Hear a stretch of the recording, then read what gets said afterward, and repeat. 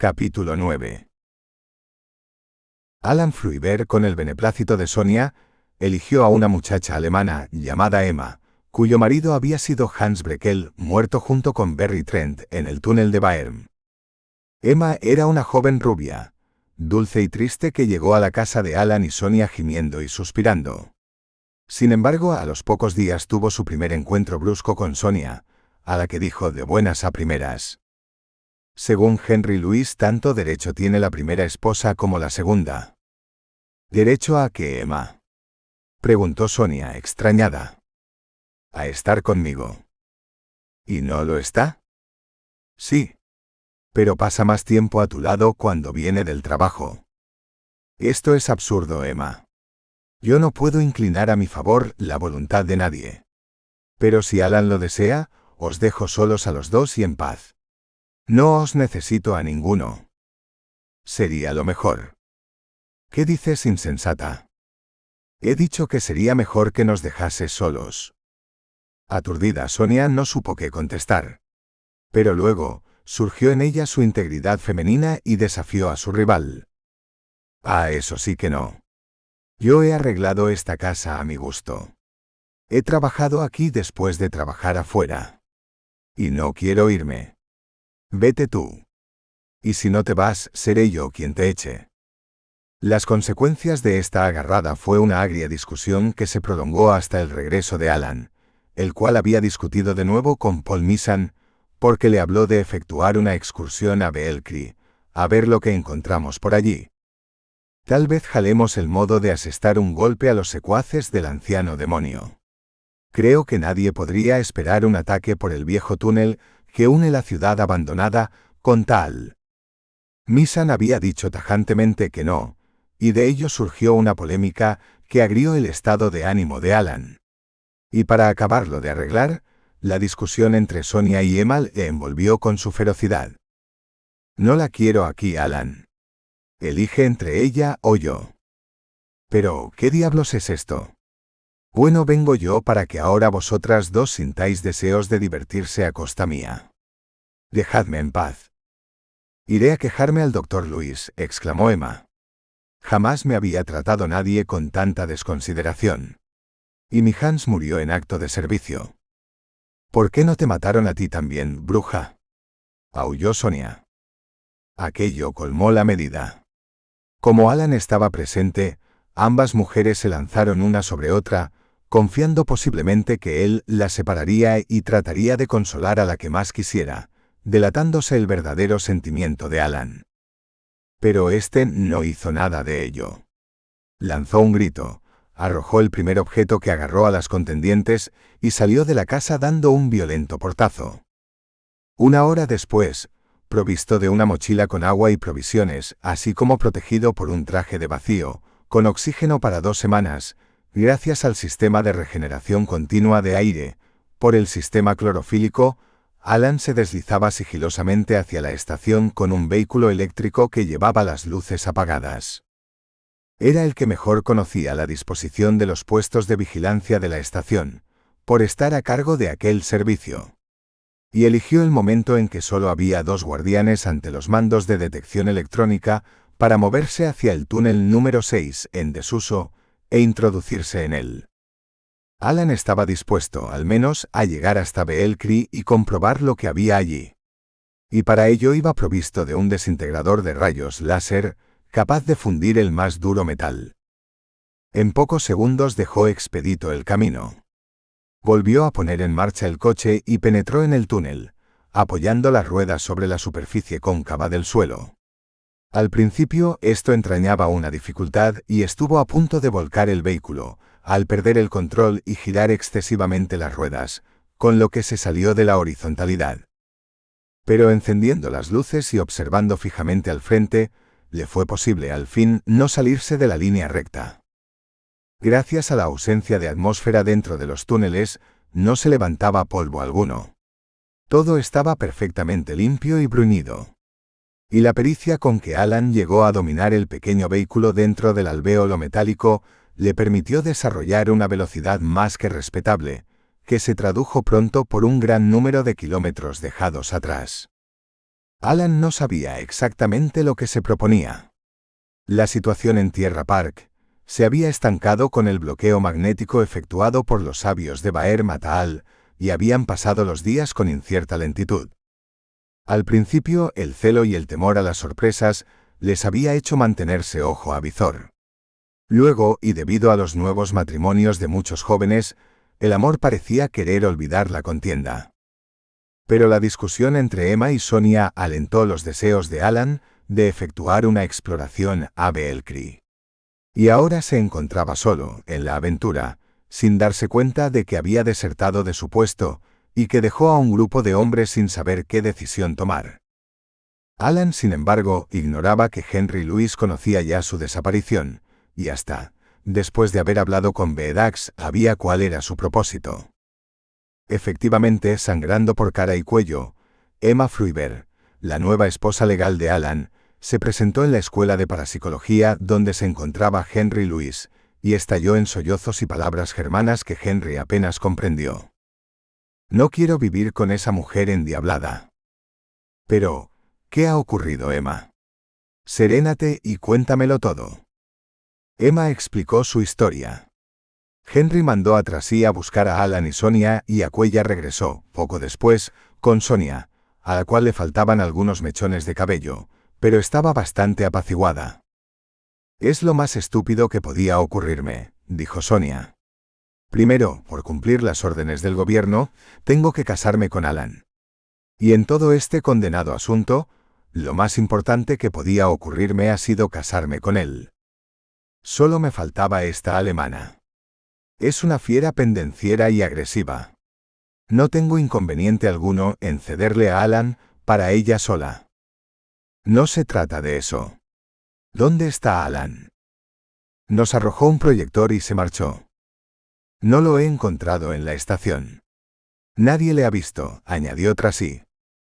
Ve a buscarle. Pregúntale a Paul Misan. Yo iré a ver a Bedax. Y vosotras daos la mano y olvidar el incidente. Presiento que nuestro fiel Alan no merece que nadie discuta por él. ¿Qué quiere usted decir? Preguntó Emma. Nada. Bedax poco después confirmó los temores de Henry. Sabía que acabaría haciéndolo. He estado demasiado ocupado con las malas noticias que llegan de Baerm para ocuparme de ese sujeto. ¿Qué ocurre? No se sabe con exactitud. Pero AGM Tebrí cree que un buen número de seguidores de Reyix han salido al exterior y se dirigen hacia alguna parte. Ignoramos las intenciones que llevan. Solo pueden ir hacia Baerm, Sulcri o hacia aquí, exclamó Henry. Eso parece. Los túneles están bloqueados, gracias al ultramagnetismo que produce Casma. Se me ocurre que tal vez quieren efectuar una perforación desde el exterior y colocar cualquier explosivo antimaterial, que nos aplastaría en unos segundos. Y no hay modo de averiguar lo que se proponen. No, como ellos tampoco pueden saber lo que pensamos nosotros, porque estamos protegidos por la barrera ultramagnética. Entonces solo podemos hacer una cosa, Bedax, exclamó Henry. ¿Qué? Salir nosotros también al exterior y defender el terreno bajo el que nos hallamos. Sí, eso he pensado. Pero encuentro un inconveniente. ¿Cuál? La nave espacial norteamericana está acercándose. Supongo que sus cámaras telescópicas nos estarán observando. Incluso desde la Tierra, los más potentes telescopios modernos seguirán el rastro de la nave o escudriñarán nuestra superficie, tratando de descubrir el lugar en que se posará. Cualquier actividad nuestra que descubran será catastrófica. ¿Y no ha pensado eso Reyix antes de enviar a su gente al exterior? Preguntó Henry. A él parece preocuparle más nuestro aniquilamiento que las consecuencias de advertir a la Tierra nuestra presencia aquí, lo que le hace doblemente traidor y vil, que ya propugna vuestra expulsión o destrucción y no vacila en revelar nuestra existencia aquí. ¿Y qué hacemos con Alan Fruiber? No podemos hacerle volver. Sé que se ha ido hacia Belcree, pero como los túneles están bloqueados, ni mi poder mental llega hasta él. De otra manera, podría inducirle a volver. De todas formas, no le necesitamos. Yo lo siento. Ese muchacho vale mucho. ¿Sí? Pues ya lo ves. Nos ha dejado plantados. Alan practicó un agujero con el desintegrador en la cerrada compuerta metálica de Belcree. Esperó a que se enfriase el metal. Luego, dejando atrás el vehículo y las provisiones, se aventuró por el agujero. La más absoluta oscuridad invadía aquel mundo olvidado que tenía delante. Pero iba provisto de una poderosa lámpara de cuarzo, con la que alumbró la antigua ciudad, quedando maravillado de los ornamentos que vio por todas partes. Estatuas de seres más parecidos a terrestres que a marcianos se veían en extraños jardines. Vio casas en ruinas, piedras amontonadas, y pocos o ninguno de los adelantos técnicos de los Argos, como si Belcree hubiera sido una primitiva metrópoli conservada como museo de una desconocida historia. En cierto modo, los antiguos moradores de Belcree no se diferenciaban mucho de los antiguos griegos, egipcios u otros pueblos de Oriente. Y hasta se podía descubrir semejanzas arquitectónicas entre aquellas culturas y lo que ahora estaba viendo. Sin embargo, la sorpresa mayor se la llevó Alan al descubrir, en lo que parecía ser el centro de aquella multimilenaria ciudad subterránea, lo que podía ser un ejemplar intacto de la Torre de Babilonia. Se trataba de un edificio impresionante, de más de 200 metros de base, en cuadro, con una escalera muy deteriorada, que iba girando en torno a la torre, subiendo hacia perderse de vista en el techo de la inmensa caverna. Pero Alan descubrió algo más, al alumbrar hacia lo que parecía no tener fin. Y fueron varias potentes luces que, como él, trataban de adivinar de dónde procedía el foco de luz que surgía de abajo. Alan, con una maravillosa intuición, apagó inmediatamente su lámpara de cuarzo y corrió, alejándose del pie de la impresionante torre.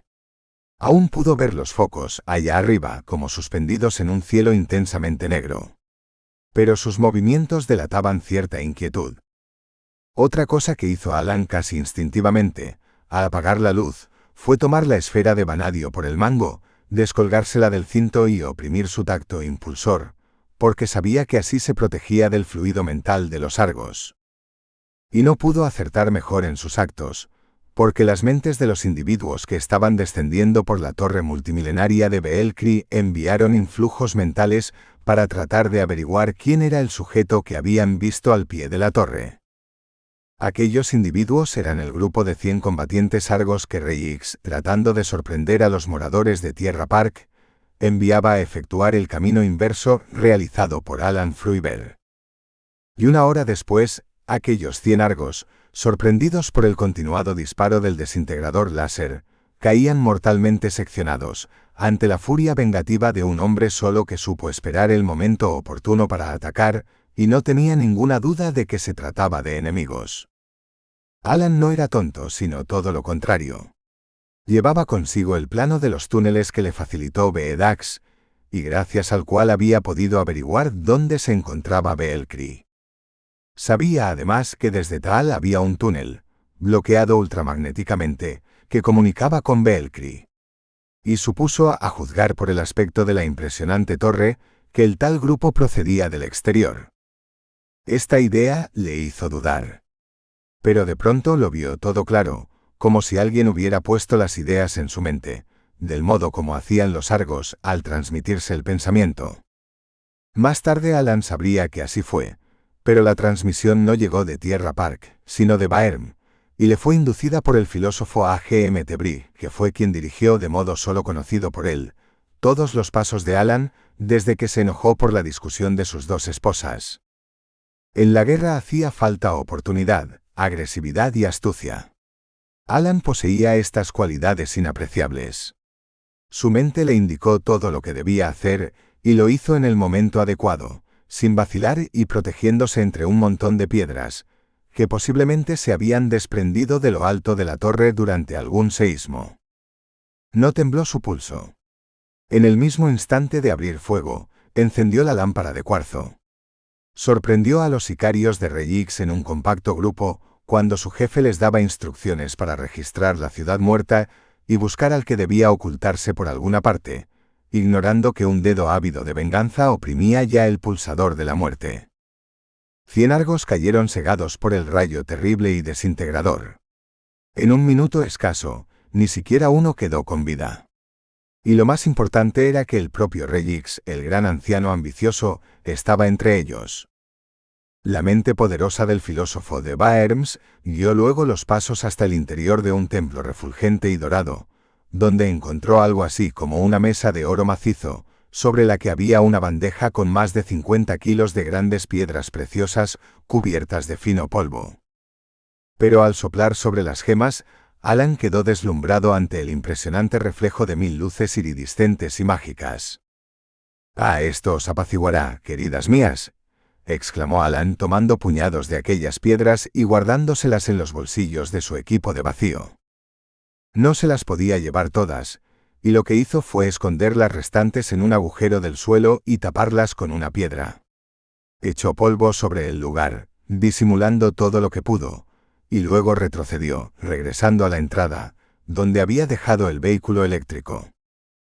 Se había propuesto volver a Tierra Park e informar del golpe asestado a las huestes de Regix. Luego, regalaría a Emma y Sonia algunas de las piedras preciosas que llevaba consigo, y todo quedaría arreglado. Feliz y contento, pronto se encontró con la primera dificultad. El coche eléctrico no podía pasar por el agujero practicado por él en el muro metálico. Además, era imposible darle la vuelta dentro del túnel. Poseía 3 marchas automáticas y tracción delantera y trasera.